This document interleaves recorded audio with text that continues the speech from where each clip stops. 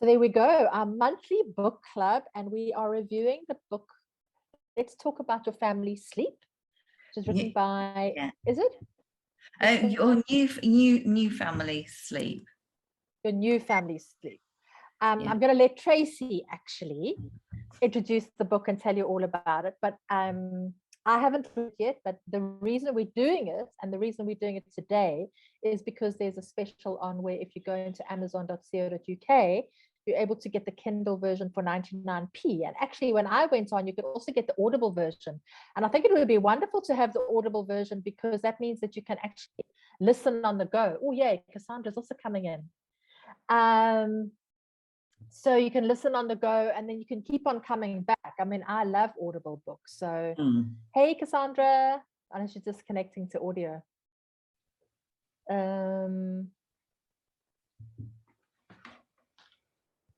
There we go.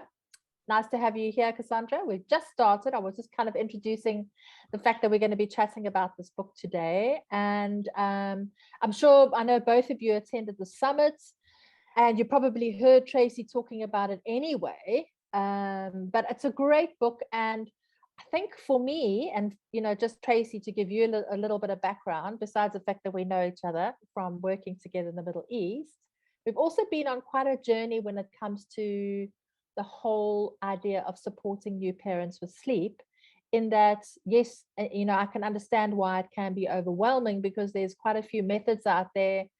And just like when you're choosing something, which is the one that really resonates with you? And Tracey and I have both been through the mill when it comes to doing all the different courses, because everybody says their one is the best. And we both always liked some of the things, but not everything. And I think that what Lindsay does is that she kind of, it resonates with both of us, in that it's gentle and it's holistic, and it's really working with the science of sleep. But I'm not going to take the words out of your mouth, Tracey. I'm going to let you explain why, because you've actually done the training with her, and that's the method that you are now using. But I think more than it being a method, it's an approach, and it's based on principles. Yeah, so, absolutely. Over to you before I like blah blah blah blah. Thank you so much. No, that is completely relevant, and I agree. It was a journey. After my maternity nurse training, I did a bolt-on sleep training course, and there was a lady kind of teaching there from I think it was Durham University. So the techniques and things in there were, extinction, staying with your baby but not picking your baby up, and things like that, which kind of didn't really work for me, but I gave them as options when I was doing that, and writing plans. These are options, and I gave several options with parents then. And then I discovered Lindsay Hookway, and she's now my hero. She is. I just love her work, and I'll tell you a little bit about her. So she is an international speaker. She speaks on the Gold circuit for breastfeeding, and she did a sleep summit there, and I attended that also. She's the author of 3 books. On her, so yeah, she's a PhD student, international speaker, an IBCLC, an international board certified lactation consultant, and for me, this book is a labour of love from her, and it comes from a place of love. It is years of experience laid down to share with parents, and I truly believe that she's just put her heart and soul into this book. It's her passion. So I feel her love and dedication for children and parents radiate through every page. And if you're pregnant, this is a great time to read this book. And as Karen said, the audio is fantastic. to have alongside. So I got the audio as well, and dove right into all of it. And it's great to pick up and put down. So the book, I have picked out a couple of chapters. Chapter 1, addressing sleep myths, and this chapter helps you understand pretty quick that night wakings are very much individual, variable, and multifactorial. So it's best to avoid comparing to other siblings or children of friends and family. So straight away in chapter 1, you get some insight of her approach to sleep coaching.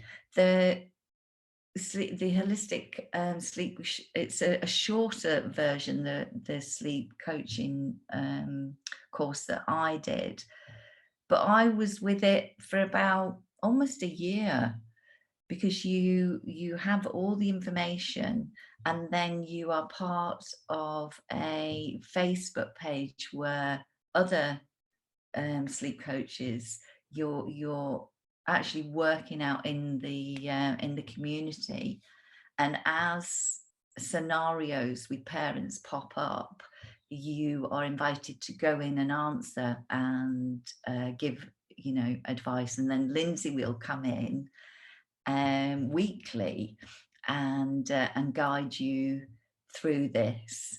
So although her longer course, which is about £3,000, is like a degree. And that's great for people who just want to focus on sleep, and as I do other things, birth doula and postpartum, and I've limited my kind of advice to the first year, because I can support people better. Can I also just say, though, that I think if you get it right in the first year, you probably won't need it beyond that. Because if you start, am I right in saying that if you start sort of like, and you understand how sleep works, and you understand the science and physiology of sleep, and you've got that relationship with your family, because it's not just about the baby, it's about the whole family, that the chances of sleep issues after the first year are less? Oh, well, you will understand sleep biology, and you will have become attuned to your baby, and you will understand the roller coaster of the whole journey of sleep, feeds, and work life, family life, and your baby's temperament, and how your baby likes to go to sleep, how you can support them. So you'll be the troubleshooter.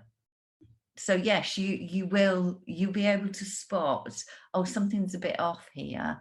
The more you tune into your child, and the more connection you have, more connection, less correction, and the more attached you are, your baby will become more independent. Does that make sense? So you have to kind of connect with your baby before your baby learns to have the confidence to be more independent, and feel safe. I love more connection, less correction. I mean, that really does. That's amazing.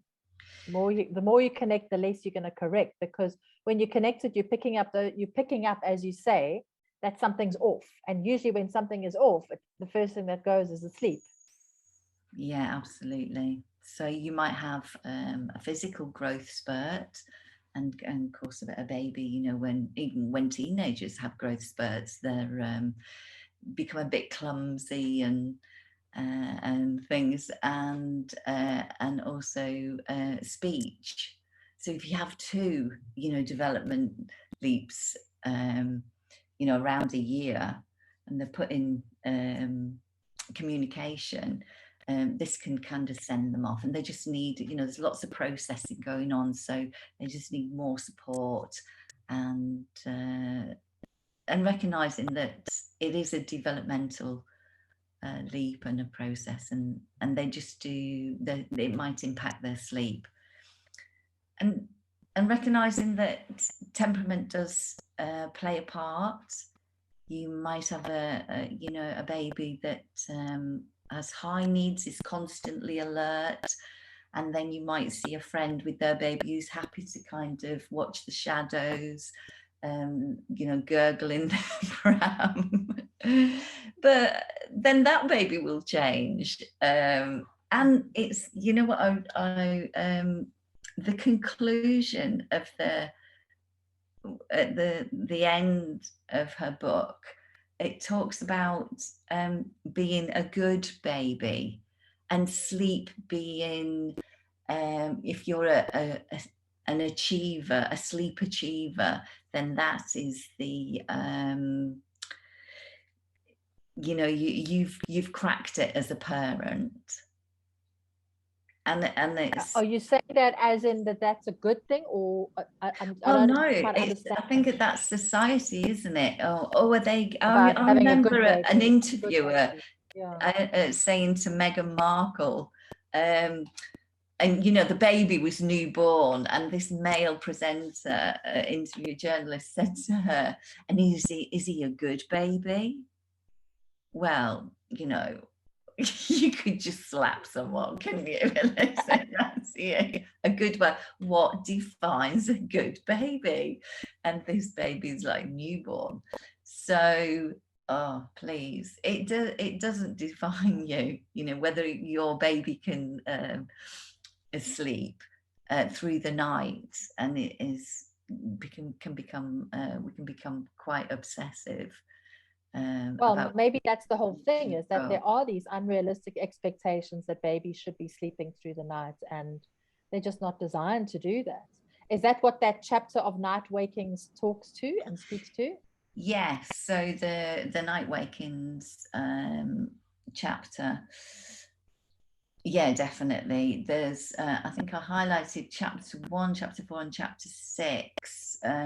So chapter 1, addressing sleep myths, which is it is a good starting point for the book. Chapter 4, this is not a chapter to skip. It's sensitive, inclusive, giving practical and realistic expectations of how your sleep will change when your baby arrives. So she goes into, she calls it your family sleep, the name of the book, and it is a family-centered, written from a family-centered perspective, to support parents with their expectations of their own sleep and managing that, and relationships, because your relationship will change and your roles will change, and she goes into that, and how you can support each other with your partners, whoever your partner, what if you're in a LGBT relationship, it's very inclusive in society, for society. Trace, is it, I don't know, because I haven't seen the book, but would it be possible to maybe list those myths? Could you go through some of them? Like not explaining them all, but just going through the myths that are addressed, because I'd be interested to hear what those myths are. I mean, I know something about it. Hang on. I should have grabbed that 99p special. Well, I don't suppose it's too late, actually. Yeah, it's on my actually, I think I'll get it on Audible rather. I love Audible. Yeah, well, I got it on both because you can just go straight back to it. I would have to come off the screen to bring up my and I haven't got my notebook with me. So if if that's okay. Yeah, you can either come off the screen, or afterwards we can just maybe write them like afterwards because I'm going to post this video as a recording, and we can maybe just note them. I don't know how many there are that she addresses. Yeah, I think there's about 8, but I'll just run and get my notebook, which I left on the table when I was rushing around coming in. And then I'll just ask Cara and Cassandra if they've got any questions. Yes, if they've got any questions, that would be. So yes, please, that would be helpful. Is that about the myths you say? Okay, great. And then anything else? I mean, we're still going through it, but is there anything that, I mean, you obviously are joined because there was a specific, or is it just the books, please? Okay, great. I have put the link as well. Let me just share it in the chat. Where did I put it? The link to the special.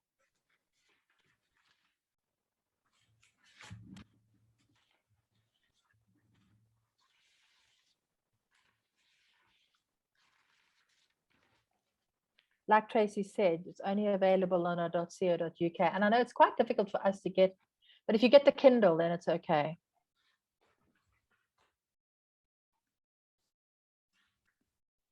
What I found with these Zooms, especially if I'm doing something like a book or whatever, I've literally got to have all my gadgets around me. You know, I'm on the Zoom on my computer, but I've got the iPad here in case I need it, and then I've got my phone. I know. So that I can look at things at different times. It's like making sure I've got all the info at hand. I thought I was kind of set up, but I'm using my husband's backdrop there. He's got that amazing like double screen thing. He has, but I've got Zoom on this thing, and my Kindle is on this screen. So I'm just going to come off. I'll be here, but my video will disappear. So I'll just mute.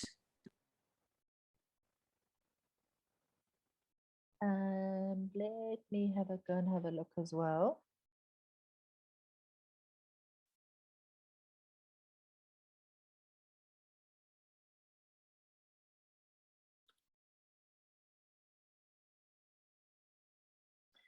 Cara, I'm kind of glad that you're watching this in the background, because as you can see, it's more of a discussion and not a structured talk. No, sure. I just find it quite interesting to have the different resources as well, because then you sort of find what works for you when you're going through whatever phase. Yeah, definitely.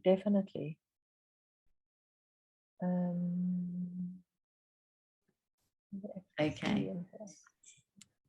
Got it, Trace? Yeah. So myth 1, which I really liked, was giving baby a bottle and formula. So to get them to sleep better. Yeah. Oh my goodness, heard that one. Oh my goodness. Okay, yeah. We have, yeah. So, you know, it sounds, so I'll read a little bit. It sounds sensible on one level, doesn't it? After all, if your car is empty, you want to fill it up. But what, you know, and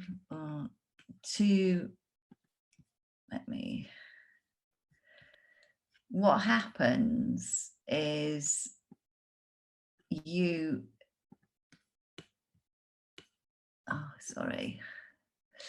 what happens, you will fill up. It may work in the short term. If you're breastfeeding, that's going to muck you up, isn't it? If you're it's totally muck you up.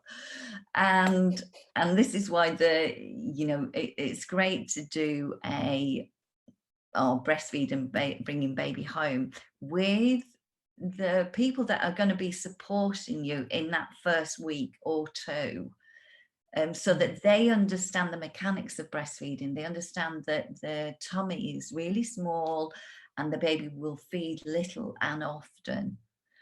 And, you know, just filling their tummy up with formula will make them feel sleepy and full, but it also expands their tummy.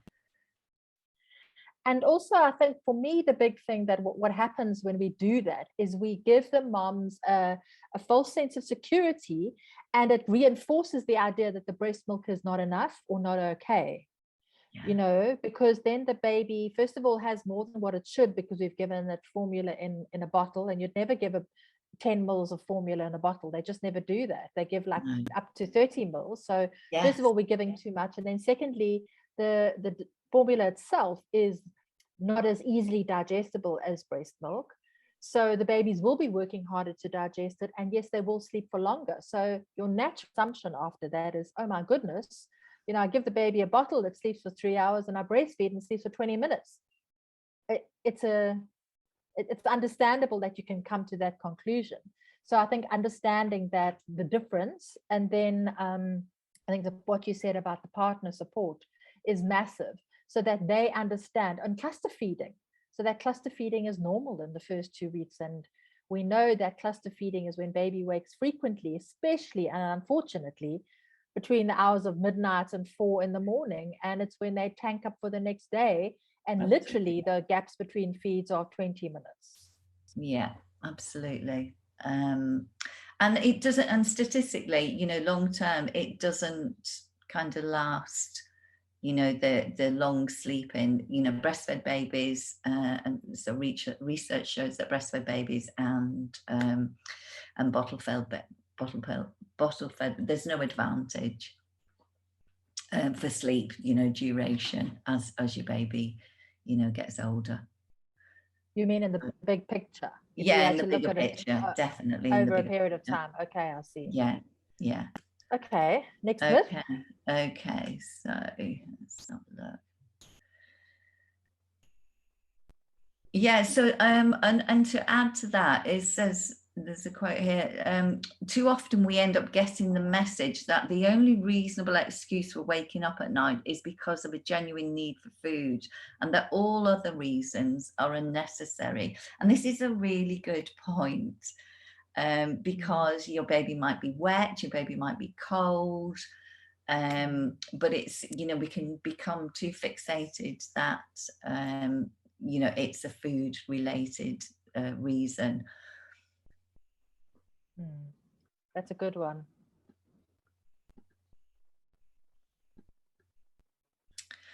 Myth 2, only feed every 4 hours. This is another myth. So this really, I had a client, and it broke my heart, whose husband was a medical person. I won't go into too much detail.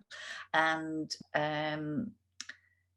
he was said, oh, well, you know, the baby's feeding a lot, they need to feed to 4 hours. She actually had to educate him on that. No, this is actually normal. So if you're battling, you know, with someone in the medical profession as your partner, that wasn't helpful. So, or the baby is feeding for comfort. Yeah, but that's okay. You know, that is okay to feed for comfort. That's the building the relationship. The comfort is, and feeding is a relationship. It's not just about the milk. I know feeding is not only nutritive. Sucking is one of the functions that's important. And actually, I'm going to get Dr. Bueller to come in and chat about sucking again with us, specifically as a subject, because when we had got into a conversation about it the other day, and it was fascinating.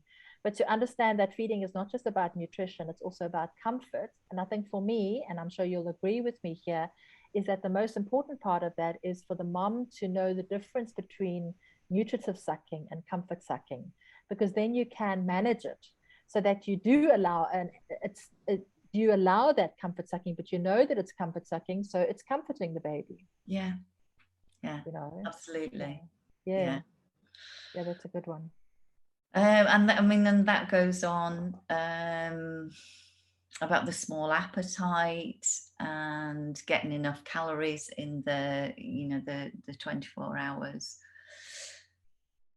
So I think it also highlights the connection between eating and sleeping. We can't really separate the two, because if feeding is not going well, then the sleep won't be going well. if the sleep's not going well, then the feeding is not going to go well, because they're so interlinked. Yes. Yeah.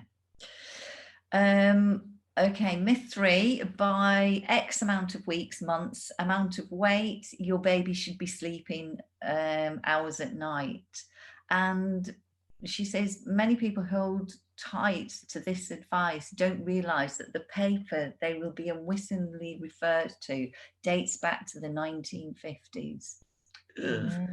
So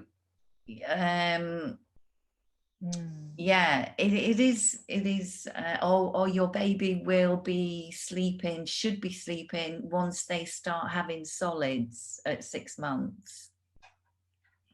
This is another a myth. And I think when you've got your parents, a mom or a mom-in-law who's quite present, then they would have been subjected to those myths of the 1950s, and that's what they would have been educated on. And so they really do think that that is the right information. And it's like, you're coming with all your modern ideas and everything, but we just have to understand that research has taken place, and we've learned more and we understand more. Absolutely. So the starting solids one is thing, and then the other one to stopping breastfeeding will help them sleep as your baby's getting older, and that's why they're waking up, for that comfort. And we talked about the formula fed babies, but she goes into more detail here in this myth 5 about stopping breastfeeding and formula fed, the comparison to formula fed.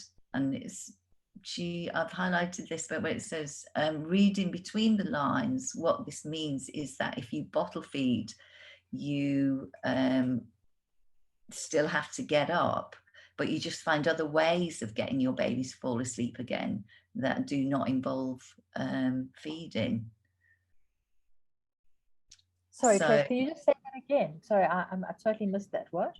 So even when parents feed their babies more frequently during the day and reduce the night feeds, it doesn't seem to reduce the number of night wake-ups, just the number of night feeds.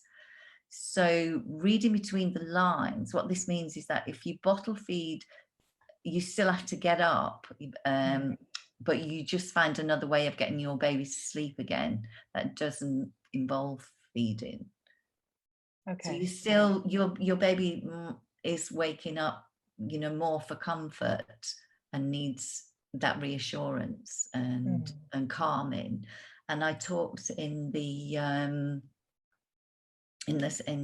summit about babies needing to be calm before they can go to sleep. Or they sleep better, because they can't self-regulate and go from a state of stress to a state of calm by themselves. Yes, it's the stress hormones, because then they're constantly jerking themselves awake because they've got so much of that hormone in their little bodies. Okay, so and then so the end of that one is children learn independence by first having their needs for dependence met. That was the quote that I really loved in that. I was like, yeah, that's I know there seems to be like a not a trend, but there's this expectations for babies to be independent before they physically, mentally, emotionally ready to be. I mean, the nature of babies is that they're dependent on us and dependent on us for all their needs.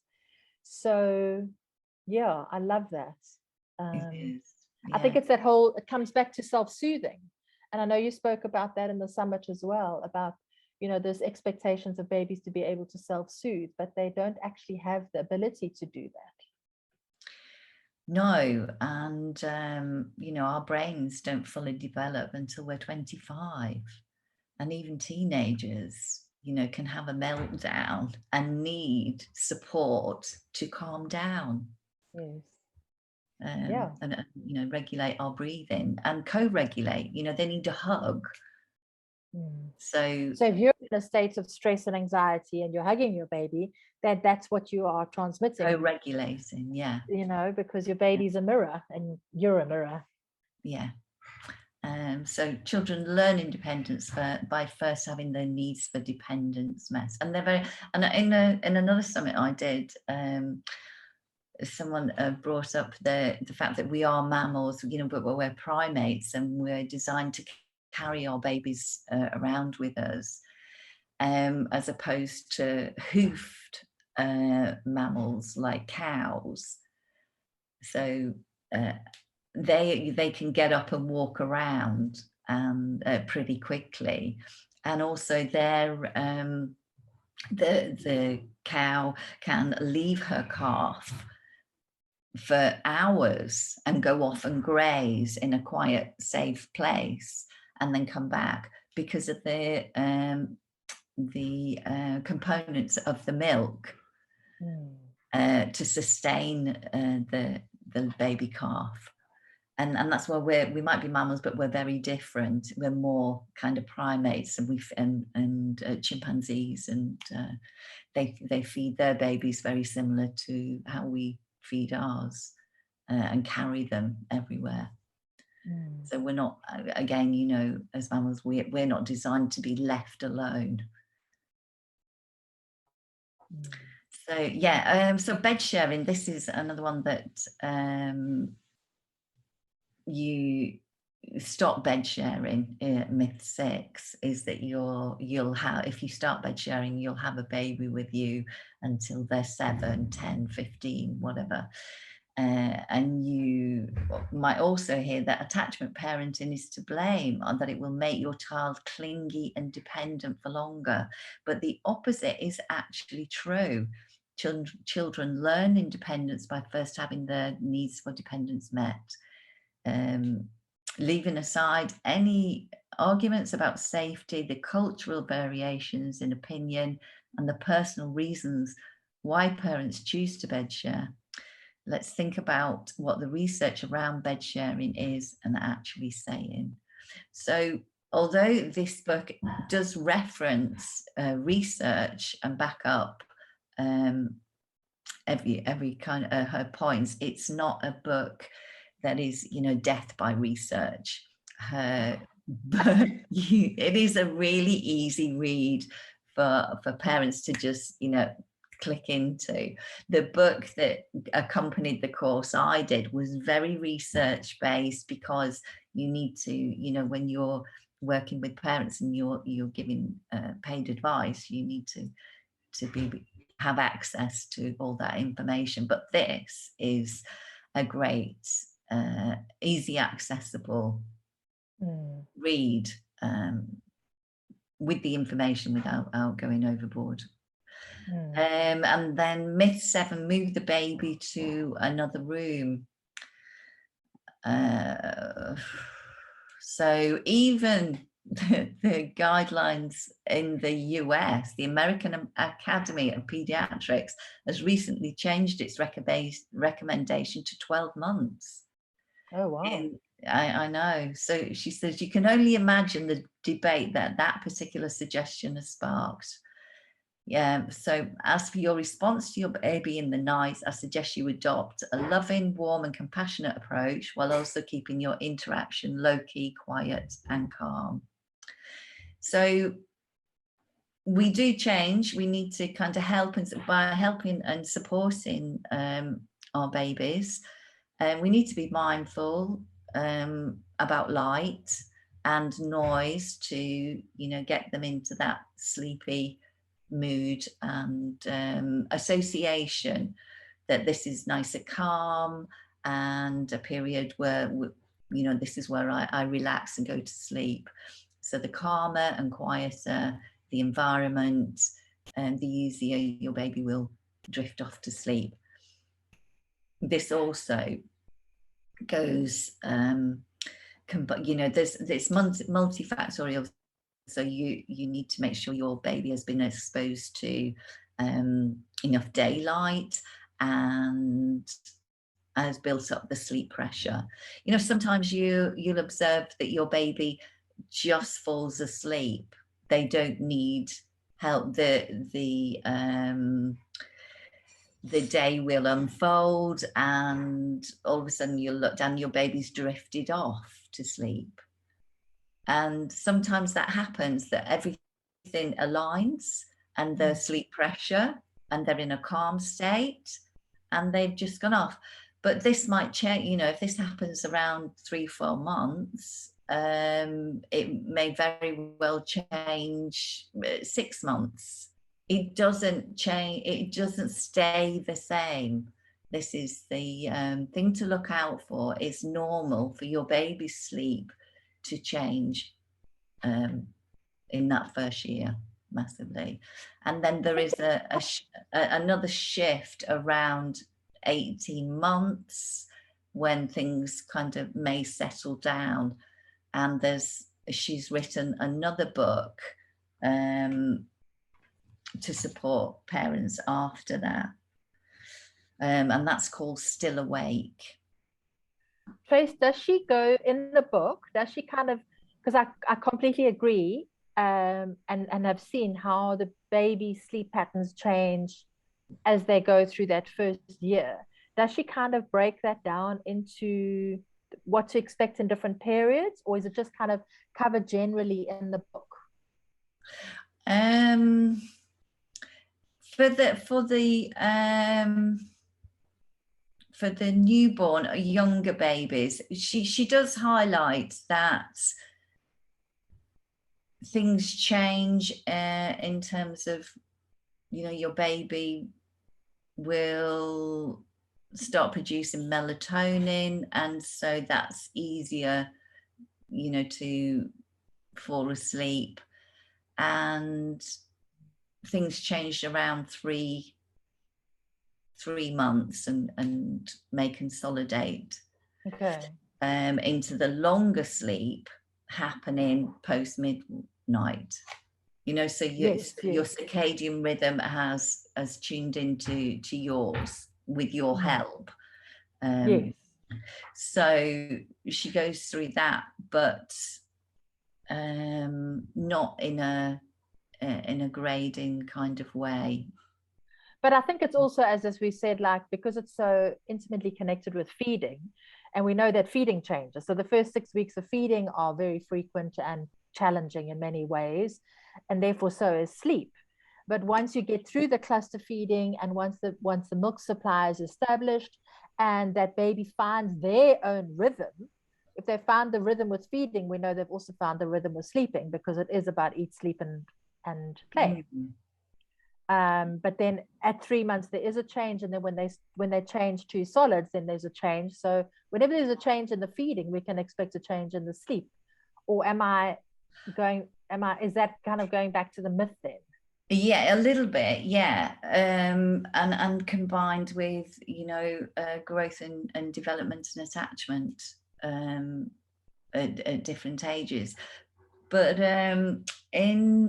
if you go onto her website, she has this is about your family, you know. This book is about, you know, a holistic look at your family and giving you a good insight into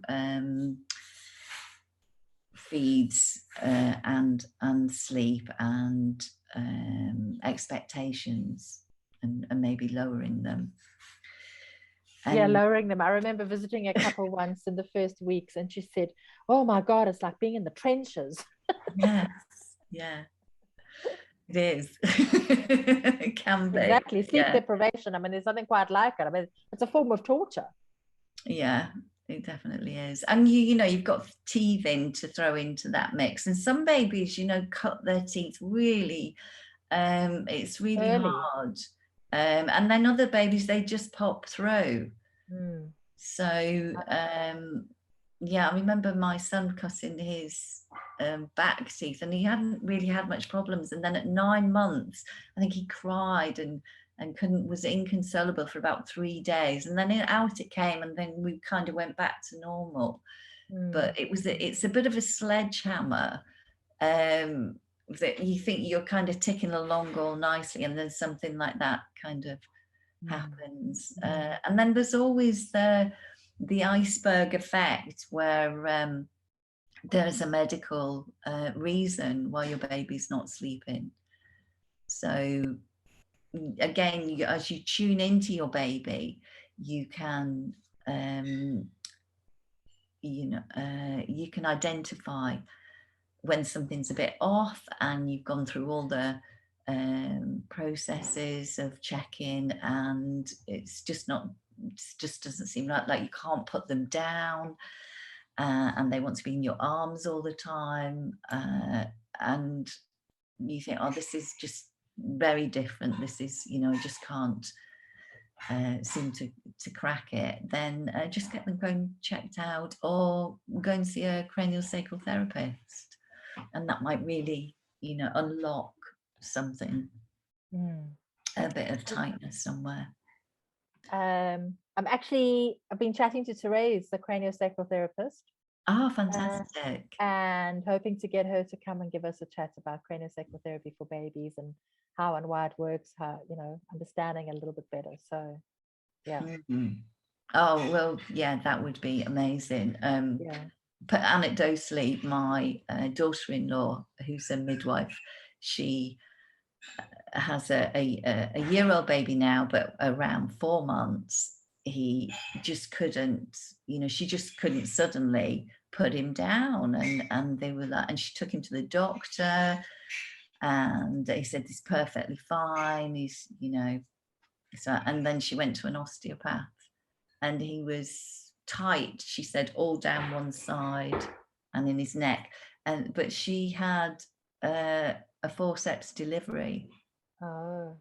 So again, from the talk we had with the neuro doctor, and that was interesting as well. And then so it's and it resolved after the visit with osteo, when they released that tightness, and things change. Yeah, definitely. So as around 6 weeks, I would from 6 weeks I would definitely just recommend just going on and getting realigned, whether there's you feel there's an issue or not, because spinal health and our own spinal health as women, I would have get checked out as well. And absolutely, because there's two parts of that we need to take into account, and one is the position of the baby in the womb.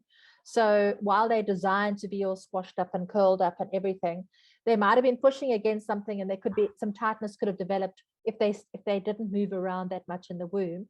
And then the second one is through the process of birth, when they are descending and rotating, and there's some tightness that might just need to be released afterwards. So seeing either a craniosacral, an osteopath, or a chiro, all of those are working with releasing any tightness and tension in the body that could have developed either during pregnancy or during the birth process, or both. And what a difference it makes to sleep, to feeding, and to the overall contentedness of the baby. Absolutely. Yeah. Okay, myth 8. I'll just. We're still on the myths. I'll just get the last one. Is ignore your baby's cries. So leaving your baby's cries. But we've kind of covered this about how we can recognize, what is behavior, and there might be something underlying. And also your baby can't really calm down by themselves. And I'll quote, she said, "We surely want our children to know that if they have a problem, they can trust their parent to help them with that problem." Which is quite, It is. It's because that's where the wiring comes in. We're wiring that knowing from the beginning. Yes. And she goes on to say, denying a response because of a belief that the reason for crying is unimportant, unnecessary, or irrelevant sends a confusing message to a child who is not mature enough to understand the fact. They don't have the ability to manipulate us at that age. That it's not. No. in their brain capacity. Exactly, they're not mature enough to understand the fact that crying is at night is inconvenient for a tired parent, and we surely want them to know that if they have a problem, they can trust their parent to help them with that. And it's often conceived that nighttime communication is perceived as problematic.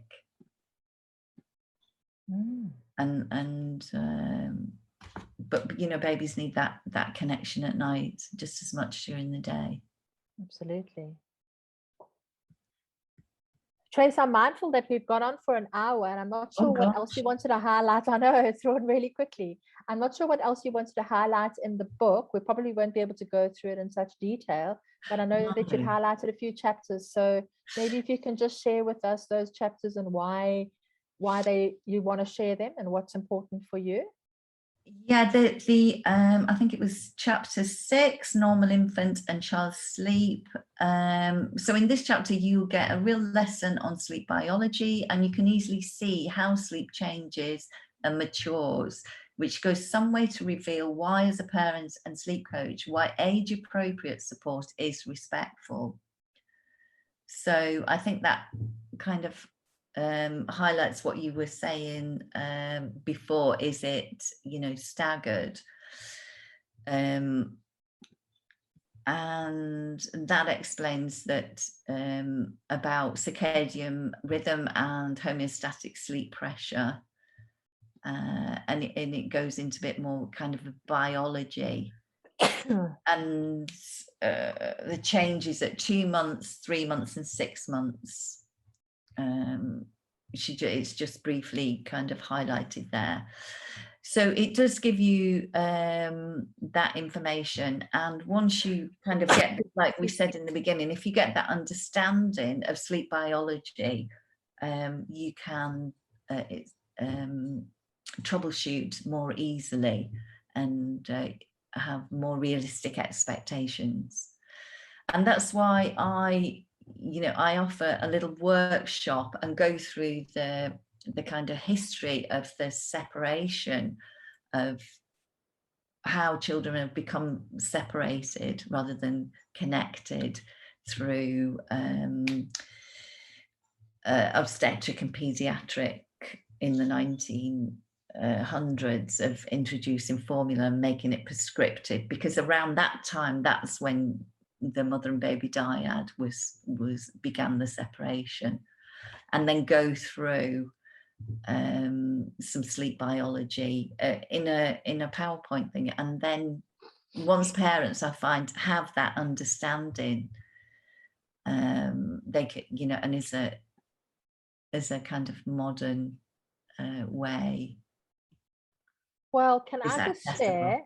And I know I've shared this with you before, Tracy, but Cara and Cassandra, you probably don't know this, but I've been a midwife for 30 years. And I recall in my early days as a young midwife working in a postnatal ward, how we kept first of all, we kept the babies in the nursery. We didn't have rooming in. So the after birth moms were kept all in the nursery, and we would literally put them into what we called the bus, which was a big wooden trolley with little bassinets, and we would wheel this trolley down the corridor and hand the babies out to their moms, and we would sort of go from one mom to the next, helping them latch, blah blah blah, literally timing it 10 minutes on each side. Oh my God. I promise you. And then coming back, okay, now you're done, back in the bassinet, back to the nursery, and then top them up with formula. I know. Yeah. I mean, I have been part of that, but I didn't know any better. Yeah. That was the way we did things. This was the way we thought it was. And I mean, I shudder when I think about that, and I shudder. But I think that's the whole point, is how much we've learned. I mean, that was literally, I suppose 30 years ago. I mean, I was 18 or 19. But I remember I was one of those mums who had, you know, you were on you opted to be on the breastfeeding ward, thinking that you were giving your baby. I didn't know they didn't even tell you they were topping them up, and they'd keep them. Oh no, we keep them in the nursery at night, and they would be topping them up. I had no idea. I'm not surprised you know that you then snuggle. And then when they come and give you your baby, I was given the wrong baby. Oh, I know. I was given the wrong baby. I really was. I was like, no. Those definitely not my baby. It's terrible. I like I say, I shudder when I think of what we did. Yeah. So that's that formula, you know, the separation of mum and baby happened around that prescriptive idea that mother's milk is not enough. Exactly. And we really believed that. Yeah. And that's what we were taught. We were actually taught that. So, you know, and I don't think that, you know, even now, I mean, I still sometimes get mums who have been to the pediatrician and come back with really outdated information, or flippant, oh, it's just normal, or just go with it, or just giving them a kind of formula. So, you know, there is a lot of misinformation out there, and I'm just so glad that that we've got other things to counter it. And then, as you say, it's not death by research in this book, but she definitely does include the research so that you can go. And I know how much has been done recently. So, I mean, we've got that whole hindsight thing. Yeah. So from a family's perspective, I offer the little workshop that I do. It takes about an hour, but I always signpost all my clients to back up and have this book as a research, and go on to Lindsay's page. She's she doesn't give, you know, she just teaches now, and she's doing a PhD. So, but she gives so much free information away. She's very generous with her time, and there's a lot of information. She's always giving offers and reductions for her books. So I would definitely check her out and recommend, you know, you hop onto her Instagram page and have a look at all the resources she's got free. I'll see if I can try and get her to come into the Due Date Club. And oh my God, that would be amazing. Wouldn't that be amazing? That would be amazing. In the meanwhile, we're going to have a protege. Thank you very much, Tracey. Oh, thank you. Yeah, I'm keeping. You know, I never stop reading. You never stop learning, do you? And as you turn in every page, you learn something new. So, thank you for having me. And you're so welcome, Trace. And for Cara and Cassandra, Tracey has got a profile in the Due Date Club, so you know she's got her links to her services. You can reach out to her. And I don't know if any of you have got any questions while she's still here. No, it was interesting. I've already had a look at the book, and I think it's good to get as much information. You only know when you're there anyway at that time, but at least if you've got it in the back of your mind, these things come forward, and you start to, like you're saying, unpack what the issue might be instead of just crying, you know, like there's a reason why, and you could figure it out. So yeah, no, thanks for that. Thank you. You're welcome. I have a question if there's time. Yeah. With a child developing their sleep patterns, how disruptive is it with changing locations where they sleep? Where they sleep, or kind of, are you talking about bedrooms or?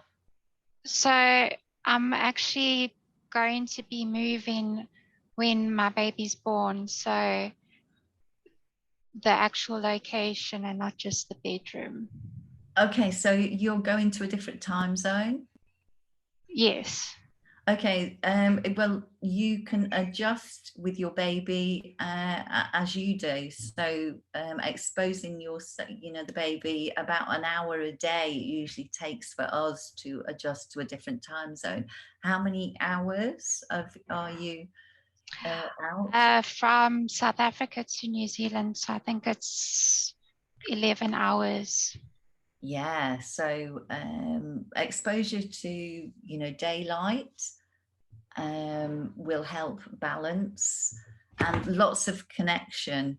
You will be a bit out of sync yourself, your normal daily habits. So it's just a matter of kind of keeping your baby close to you, you know, baby carrying and exposing them to daylight naps if they're sleepy in daylight, you know, so having their naps with daylight, and eating and feeding close to you if you can. So it is a process, and it's kind of usually around an hour a day, but I think you should see some changes, you know, within 4 or 5 days, because I mean, how even an hour, I go, you know, in Europe I can go into France, but having that difference of an hour can mess up your metabolism. You know, when you normally wake up and go to the toilet in the morning, you might, if it's forward or back, you might be going to funny, feeling hungry or thirsty at a different time. So but I mean, if you're breastfeeding, you know, just feed on demand as normal, and expose you to as much daylight during daylight hours. Okay. Thank you. You're welcome. Sorry, Trace, I interrupted you when you were finishing off. I didn't mean to interrupt.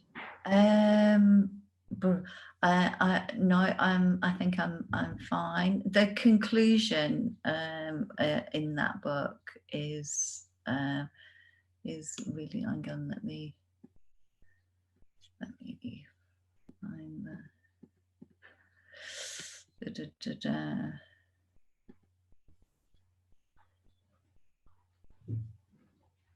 yeah, it's just a nice chapter. Whether, you know, it reminds me of the Hippocratic Oath that she says, first do nothing, you know, and if you kind of go with the flow with your baby and just sink them along with you, sleep with them, and you know, they will sleep, because you can overthink something. Totally. You can go for sleep, and you know, when I was having my children, I didn't have Google or books to reference. You just had to wing it and trust your intuition. And you might get some kind of anecdotal little tips from your mates, and they're along. But a lot of it is definitely a lot of, you know, what I did. I just fed them a lot, I find. I remember in the beginning, and I did have 3 summer babies and 1 winter baby, and I remember the winter baby was taking a long time to have that longer period.